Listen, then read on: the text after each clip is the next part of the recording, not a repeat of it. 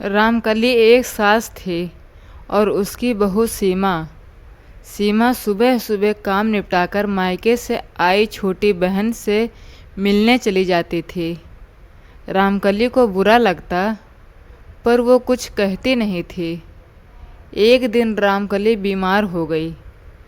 सीमा ने पूरा दिन सास के पास बैठकर उनकी सेवा की, दवा दी और खाना भी बनाकर खिलाया।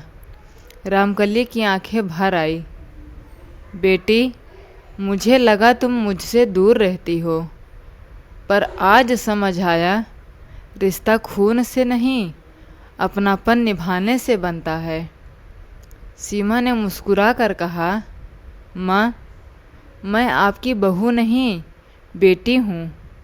कभी गलतफहमी हो जाए तो दिल से माफ़ कर दीजिए। उस दिन से उनके बीच का रिश्ता और मजबूत हो गया। रिश्ते बोझ से नहीं, प्यार और समझ से निभते हैं। रामकली और सीमा के बीच अब अपनापन बढ़ गया था।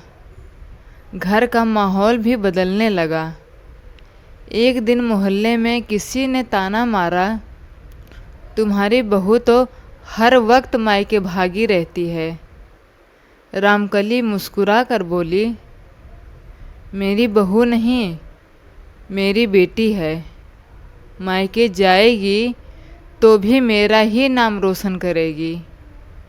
ये सुनकर सीमा की आंखें भर आई। उसने सास के पैर छूकर कहा, माँ, आज आपने मुझे बेटी कहकर जो मान दिया है, मैं जिंदगी भर निभाऊंगी।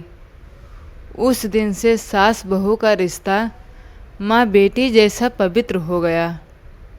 जब विश्वास और सम्मान जुड़ जाता है तो हर वक्त रिश्ता मजबूत हो जाता है।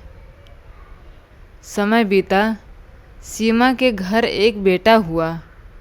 पूरे परिवार में खुशी छा गई।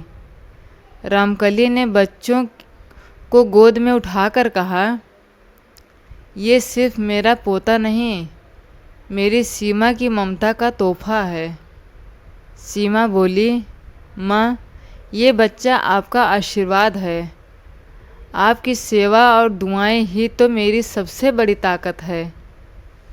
रामकली ने सबके सामने कहा, रिश्ता बहू और सास का नहीं, माँ बेटी का हो तो घर में हमेशा खुशहाली रहती है। पूरा घर ताली बजा उठा और रिश्तों की मिसाल कायम हो गई।